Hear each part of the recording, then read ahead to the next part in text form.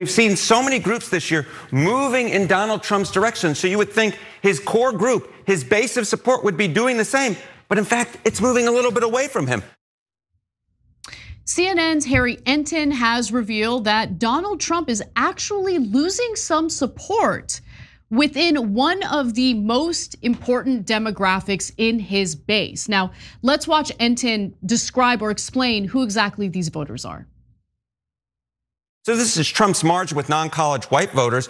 Unlike most voting blocks, this group is not moving towards him. It's actually moving slightly away. So you go back 8 years ago, he won him by 33. You go back 4 years ago, he won him by 31. Now what we look is we see that in the latest average of polls, he's only up by 27. Now that may not seem like a lot, but given that we're seeing these double-digit gains, say among Black voters or among Hispanic voters in some of the polls, the fact that we're seeing this core group of supporters actually moving away from him, not just off of the 2016 baseline, but the 2020 baseline as well, I think that's a rather interesting development.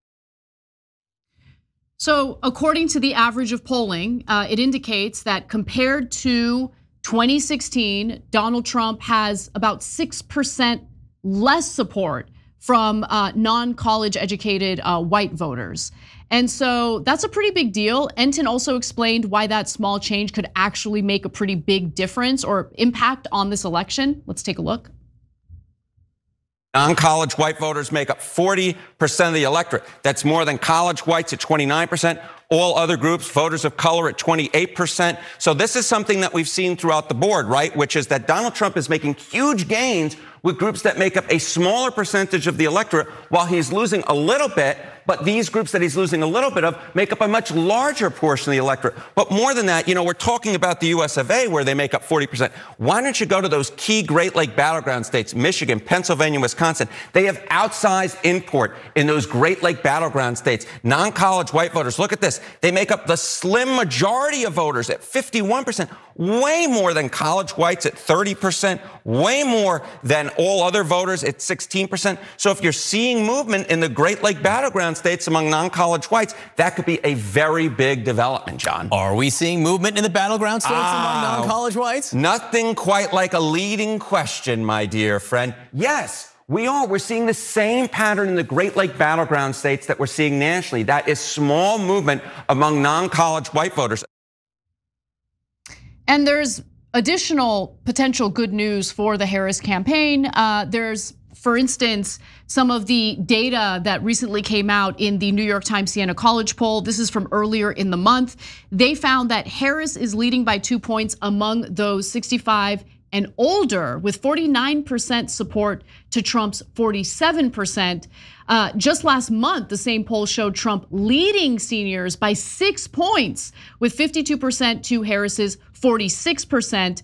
Over 70% of voters 65 and older said they were almost certain to cast a ballot this November, according to the Times Siena poll. And that's important to keep in mind as well. One of the most loyal to the electoral process tend to be older voters. They turn up to vote.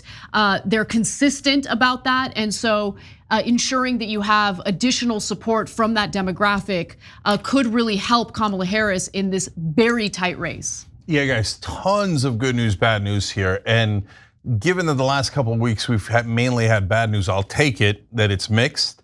So let's break it down a little bit. First of all, one of the pieces of bad news is that a lot of Democrats think that it's okay, at the end of the day, we'll win Pennsylvania, Michigan, and Wisconsin because those are blue states. Are they? Because they were blue states before, but Trump did win some of them in 2016. So how blue are they? Why were they blue states in the past? Because you had a lot of non-college educated white voters who worked in manufacturing, and that was blue collar base of the Democrats. But they're not the base anymore. So now a lot of them have moved to Trump, and that's why those three theoretically blue wall states, Trump is leading in all three right now.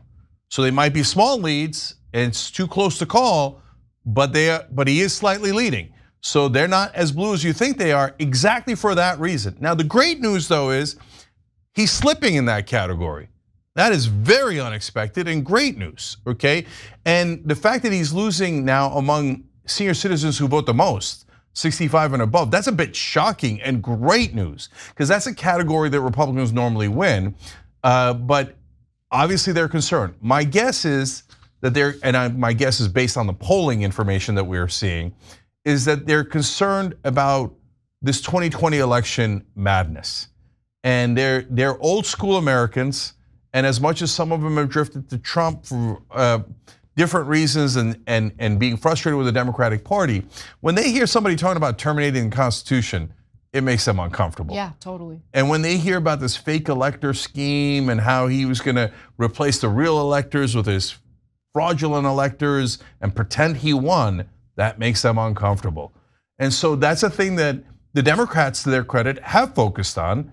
And that's the thing I've focused on. And I agree with Democratic leaders on that strategy, because it's a kind of a big deal if you want to terminate the Constitution and cheat and steal an election. That's not a little thing, that's a gigantic thing. So I have a question for you, because as we all know, the Democratic Party overall, not just in this presidential election, but they have been kind of beating the drums in regard to Donald Trump wanting to be a dictator, how he's a threat to our democracy. But I have also noticed an interesting contradictory pivot with the Harris-Walz campaign and their messaging on Trump. Because now they're trying to paint him as someone who's old, exhausted, he's skipping out on various interviews, like the interview with 60 Minutes. Oh, he can't do it because he doesn't have the stamina. Oh, he's got dementia. And so I don't know if they're helping their cause by pivoting to that messaging, because I see those two messages as really conflicting with one another. But what are your thoughts? That's interesting. I'm not sure that a lot of people are going to make the connection that they're conflicting. They're trying to get some people with, we're worried about his mental stability and dementia, which I agree with. And then we're worried about him being able to pull off some sort of coup like he tried last time. And remember, you don't need Trump to do it. It's not like Trump came up with the idea. Navarro, Kate, and Eastman and Bannon and those guys came up with the idea to do the fake electors instead of the real electors, when the real electors wouldn't go along with this plot to steal the election. So you don't need Trump to be competent, and he never was. So I'm not overly worried about that. Now, guys, there is more bad news, but there's one piece of news that I think will pretty much determine the election. We'll see if I'm right. So on the bad news, yeah, the American people are in a draconian mood on immigration. So sometimes people on the left try to wish things like this away, but when you see the polling, you have to be cognizant of it and figure out how to adjust. Because deporting people is now popular, sending the army and the military to the border is now very popular. And so we can find a way to try to defeat those policy goals, but we have to be aware of it if we're trying to win an election. It doesn't mean you go towards that, right? But it means you find a way around that. And so the other thing that's bad is drill, baby, drill. So I hate it. It's Trump saying to the oil companies, you can do whatever you want as long as you give me a donation. But it works with the American people because they're worried about gas prices. So that's working, right? So that's the bad news. We'll get to more details in a second. But to me, the good news is they want to change candidate, and at least for now, by a little bit, they think Kamala Harris is the change candidate. Whew, that's huge. If she can keep that to the end, that might push her over the top, because they want to change. People are not happy with how things are today, right? So, but there's one critical number in here that Anna's going to read you guys, and I'm going to come back and focus on, that I think could make all the difference. So NBC News did their own survey, and they didn't ask about either party. They wanted to specifically ask about issues. What issues are they prioritizing and factoring into their decision making when it comes to this election? And the results are actually fascinating, and it kind of speaks to what Cenk was referring to in regard to drilling and immigration. So let's take a look at this graph. So 67% are more likely to support a candidate that would expand domestic oil and natural gas production. 64% who participated in this survey are more likely to support a candidate that would institute a federal child tax credit of $6 $6,000. And so let's talk about that a little bit, because both parties, both candidates in this case, have proposed a child tax credit. And former President Donald Trump's campaign is proposing a $5,000 per child yearly tax credit. Kamala Harris's plan is, in my opinion, strange. I don't know why she went with this, but she is apparently proposing a credit of up to $3,600 per child, with a bump to $6,000, but only for children up to 1 year old. Yeah, I don't know why that delineation exists. I'm sure some bureaucrat came out with it because get rid of the bureaucrats, please. Right. But bottom line is, there's one party that has shown that they are in favor of the child tax credit, and another one that hasn't.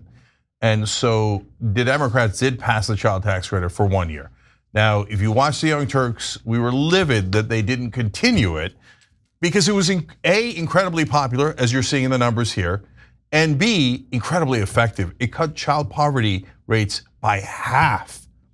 It was a relatively inexpensive way of making sure that kids in America don't go hungry at night. It was a great program. That is why we say go populist, go help the average American. Politics isn't that complicated. Yeah, exactly. Right? You give them a child tax credit, they like it. I know, but it is complicated when the desires of voters conflict with the desires of donors. And that is, look, that is the reason why the Democratic Party is finding itself in a difficult position as it pertains to beating someone like Donald Trump. Because they know what works, they know what's popular. Okay, the party of FDR used to have very little problems in terms of beating a Republican candidate with an economic populist message, because the Democratic Party used to consist of economic populists. But in the age of unlimited campaign donations to super PACs, well, let's keep it real. The Democrats got high off that money. They don't want to give that money up. Kamala Harris has raised $1 billion in this election cycle, and everyone is celebrating it like it's this big accomplishment, a big achievement. But remember that money from donors conflicts with what the Democratic voters want. So if you are frustrated as a Democratic voter for consistently getting out the vote, doing your job, doing what's necessary to canvass for the Democratic candidate, ensuring that that individual wins, but you're frustrated because they don't keep their side of the deal, there is a very real reason for that. And I don't know what Democrats are gonna do moving forward, but that conflict is growing bigger and bigger and bigger, and they can't just lean into identity politics or shaming in order to win elections anymore. People are getting sick of that. They want to see results. So that leads us to, I think, the most important topic that could decide this election. But just to complete my thought, Trump is not gonna do a child tax credit. It's a total lie. He never went anywhere near that direction in his first term. The Republicans are the ones who voted it down after the first year of the child tax credit. The Republicans will only help the rich and corporations. Every populist idea they have is totally fraudulent. They've never done it. They've never taken one step in that direction. Now, let's get to the one that I'm referring to. I'm quoting NBC News here. 61% say they are more likely to back a candidate, quote, who wants to help control inflation by taxing large corporations that are making record profits. Now, when Kamala Harris first came out, she said, I'm gonna go after those corporations making record profits. If they're doing price gouging, I'm gonna go after them. Boom, she skyrockets in the polling, goes from Biden being 8 down to her being 5 up nationally. Then she turns around and says Mark Cuban to do every interview telling everybody, don't worry, I'm not doing any of that. Big business. Oh, I support big business more than Joe Biden. I support big business more than anyone else. Here's 90 corporate CEOs who wrote a letter saying I'm the biggest big business friendly person that she is. Boom, the polling goes nosedive down. She went from 5 up, which is, in fact, she got to 6 up, which is enough to win because you have to be at least 4.5 points up to win nationally to win the election in the electoral college. Now she's back to tied at the national level and losing in every swing state. The answer is obvious. The American people are telling you. Remember, it's not 61 versus 39. The opposite side is actually tiny. There's a whole bunch of undecideds. Almost no one is in favor of big business. If they're making record profits, the American people are saying, get them under control so they stop inflation. She had it right in the beginning. That's why we praised her. And she turned around and she's losing because she went to go help the donors instead of the voters. It's not that complicated. but you can't talk sense to Democratic leaders. All they see is cash. They're like, we raised the most money. Yeah, but did you win the election? Remember the means and the ends. Those are supposed to get you to the end of winning the election. If it costs you the election, what the hell was the point of raising $1 billion from your corporate friends? Hey, thanks for watching that video. We really appreciate it, guys. And we appreciate it if you become members, because that allows us to be independent, honest, progressive, all the things that you don't get from corporate media. And all of that is because of you guys. Hit the join button below and become one of us. Become a young Turk.